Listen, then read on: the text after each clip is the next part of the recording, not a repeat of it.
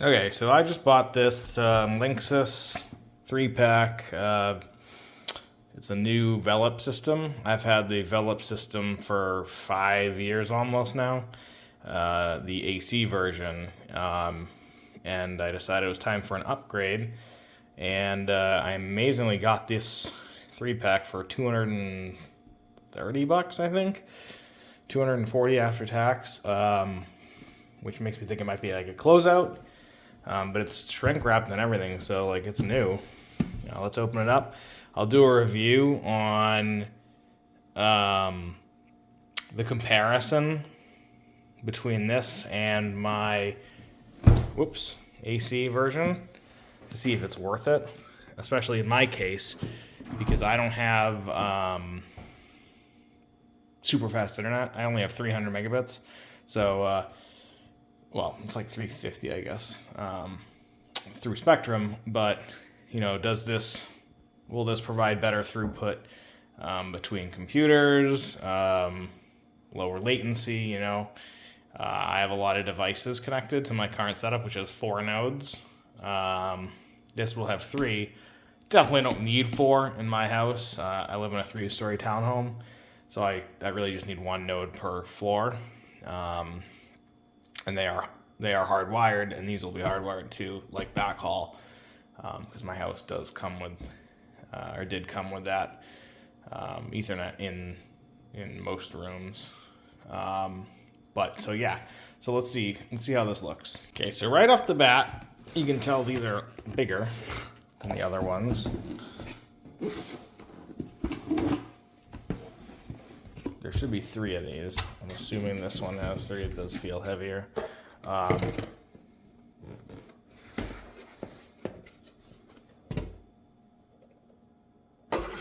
these are gigantic.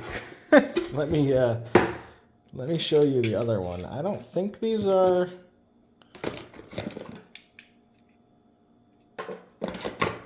Yeah, okay, so they have 2 and 1, and then the other's there.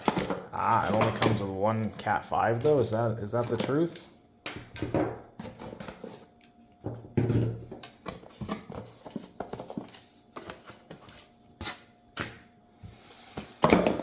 Let's check. And by Cat 5, I mean hopefully it's Cat 6. It doesn't actually tell me. It's not labeled. I would still hope it's Cat 6. Or Cat 5e at the very least, but I think Cat 6 is what we would need for Wi-Fi 6. So there are the other 2. They don't feel that solid, interestingly enough. Like, they're, for how big they are, they definitely have a lot of space in there. Probably that's just cooling antennas. Something that is a benefit over the one that I have is these USB ports. Mine does not have, and the extra Ethernet, but mine does not have USB. So I have, other, like a Raspberry Pi that I use as a media server. It actually would be cool to see if I could use these as a media server. But let me grab the old one and show you the difference in size. I mean, so there's a tri-band version. This is a dual band again. There's a tri-band version of my AC ones, and I know it's larger than these, but I don't think it's like this. I think it's just a little taller and maybe a little tiny bit wider. But like, so these are the ones that I'm replacing. I mean, they've served me very well. As you can see, they look very similar. Like, they're just like, one's a baby version of the other one. Even the bottom is pretty similar. You can see right there, they all just look the same. So, except for the size is massive. So I'm really expecting some good throughput from these. You can see right here, here's the difference in the backs. So the new one has 4 Ethernets, although it does also a dedicated internet one here. So I'm not sure if it's really 3 Ethernets. I am assuming that I can use this Ethernet on the internet port on all of them for my wired backhaul. There were no specifics on the old Velop. It was just either or. So you could use this one. You could use 2 ports on this if you had it connected with wireless backhaul, which I didn't. So one of my ports on all the nodes was taken up by the wired backhaul, but otherwise you can use it for all. On this one, I'm not sure. It looks like it might be one dedicated for the wired backhaul, so you really would get 3 to use to plug a desktop in or an Xbox. That'll be something else that's going to be nice. I currently have a Ethernet switch in my office because I have my work laptop plugged in and my desktop, and not going to have it there anymore, but my Series X was also up there. So because I had this up there before, I only had one port out, so I had to put that into an Ethernet switch. It would be nice to get rid of that and just use it straight from the router, just to make it cleaner. Because I don't really like the way the Ethernet switches look. But what I like about the mesh networks is I probably have 25 or 30 devices connected to my network. Smart devices, TVs, phones, laptops, stuff like that. Having multiple nodes shares the load on the antenna. So having 4 nodes, I don't have one router or one antenna that's managing all those devices and getting overheated. Although obviously the one up at my office where I spend the most of my time is going to be the one that gets the most use. So, but there are 3 other nodes sharing that load, which is great. Okay, so I just ran a speed test. Not sure why I switched to Tampa, but it actually didn't really make much of a difference in the speed, or it actually really made no difference at all. On my desktop, which is hardwired, so there's our baseline for the hardwired desktop. So it's 289. I guess I'm supposed to be getting 300. So best result in the desktop was 314, which was 3 weeks ago, I guess. But either way, so this is our baseline that we'll use for the desktop test, and we'll test it to see if it gets any faster hardwired, or I should say the ping. Right there, you can see the ping right there. So 18, 26, 17, 22. So around that area of 20. And this is hardwired again. So it's not great, but I guess that's always been the issue down here. I think I used to get like 7 up in Massachusetts. I was very close to Boston. This is also running through a switch though, so that might actually increase the latency by going through a switch. It's actually running through 2 switches because that's just what's necessary. Although I may not even need that other switch now. I might be able to hardwire all of these directly into that main router, or main node, since it has 4 ports, or 3 outgoing ports, and I'll only have 2 additional nodes, so I might be able to do this, and that might greatly reduce the ping, so I might try that as well. But we're going to see. So that's our baseline again for hardwired. I'm about to run it on the laptop on wireless as well, so we'll see how we go. Okay, I just ran a whole slew of tests, all at Tampa. Actually, I think I ran... in the app I ran it at Orlando at some random server, and it was way slower. But, so you can see wireless here, anywhere between 2... I'm going to throw this one out because I actually turned on my desktop at the exact time I was running that test by accident, so it caused it to be lower. But so anywhere from like 210 to 230 is what I'm getting on wireless.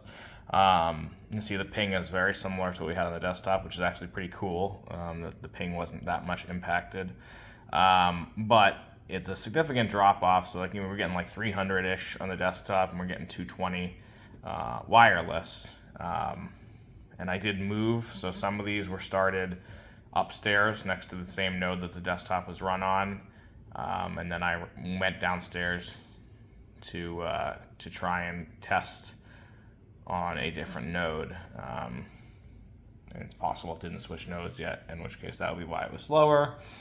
And try and see if this works.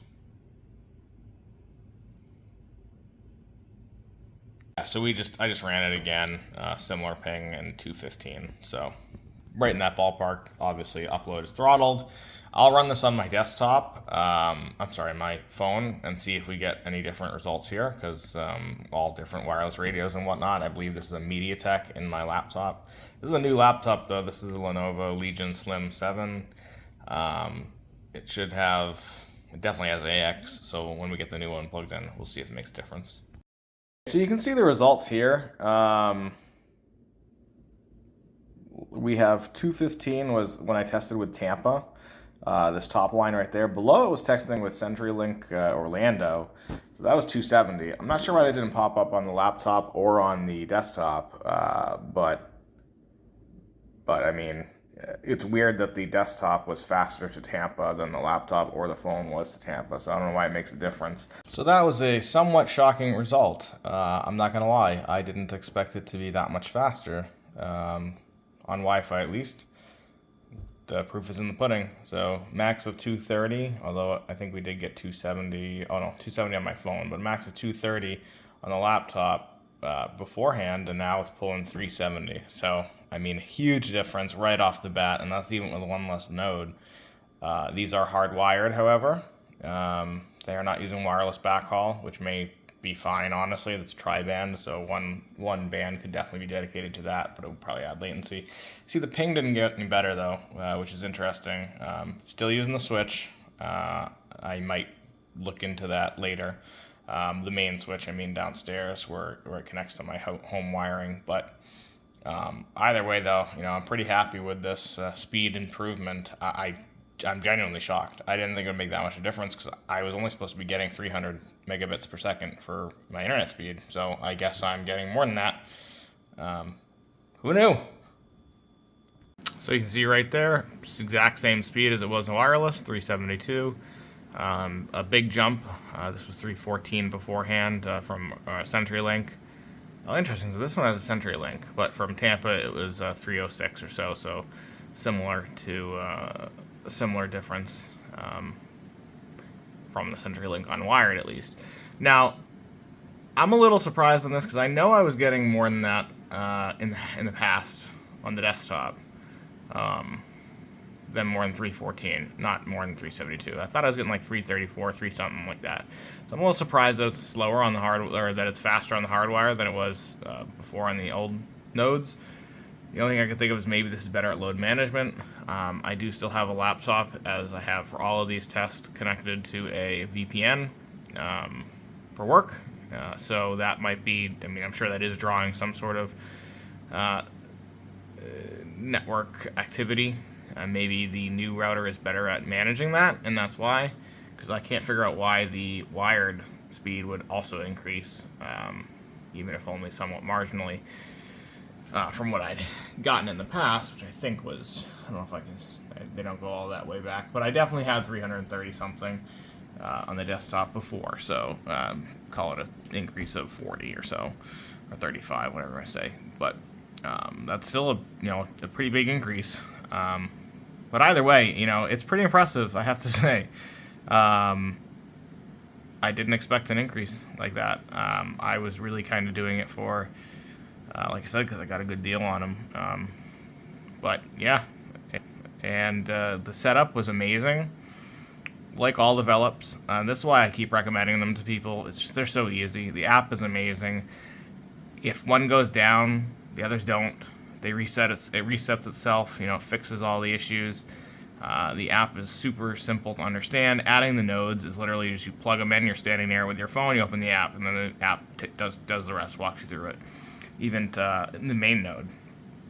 And mine was more complex than a new person would be because I had to remove the old node, which is the same SSD. I did change the SSD of the old network right before unplugging it to something different, so that I could reactivate those later to reset them, because I'm going to be giving them to a family member. And it still was super easy. And probably ideally you'd want to just do a whole new SSD. SSID? Yeah, not SSD, SSID. So like the network name, rather than just make the new one the exact same. Probably helps with settings of some sort so that the computers know that it's a different network and different technology, but I really didn't want to deal with any of resetting all of my smart devices networks, so I just made the same password and the same network. But I got 5 years almost out of the Velop AC, and they still are working fine to this day. I just had to swap them for new technology. I do wish that the ping had gotten better, but maybe it's more stable now. I don't know, but yeah.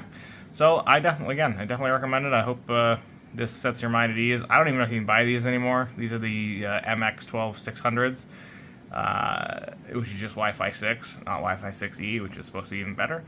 But I couldn't recommend Linksys more highly. Like they've been excellent for the last decade or so. Even though they're bought by Belkin now, I think. So I didn't really talk about range earlier in the video because these old versions right here, I had full coverage in my house. I will say with the new ones, I've noticed I can get a signal a little bit outside of my house, like maybe 30 feet is when it starts to really drop off.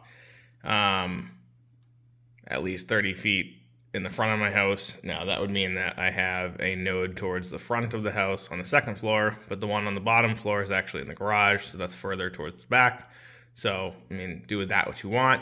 My house is also a block construction, so it's concrete rather than wood. So, that could be a hindrance to the signal.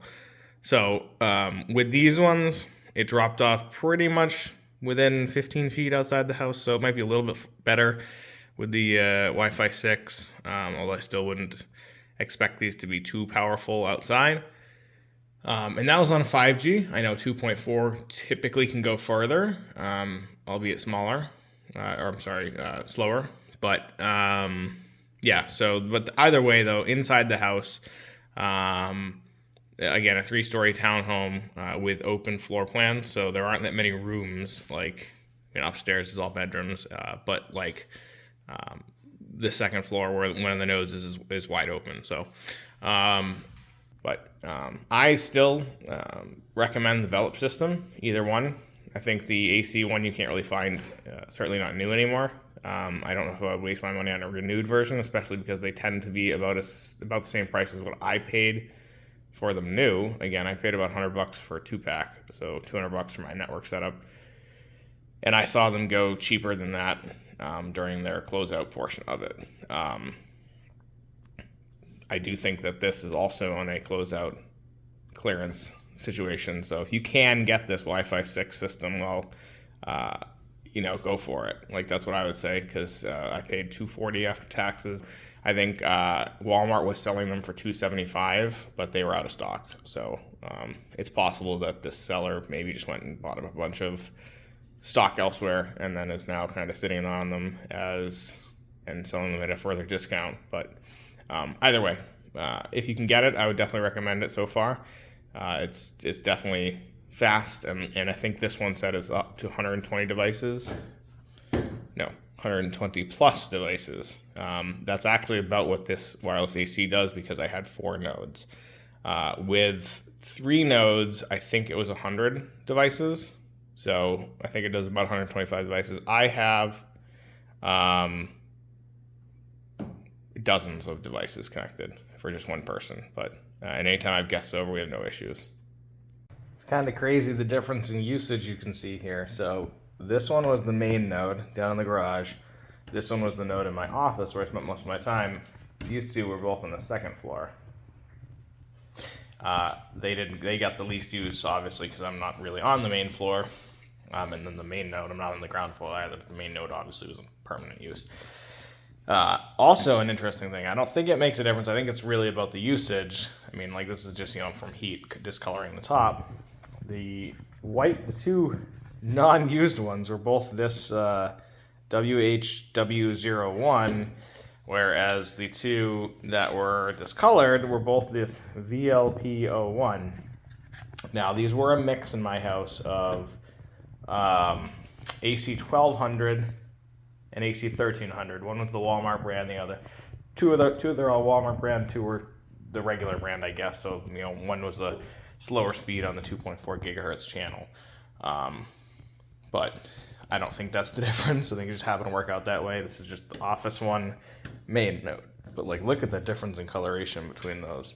These two look new. This one looks like it's, seen better days. Same thing with this one, it's a little bit brown, but definitely just because of the heat.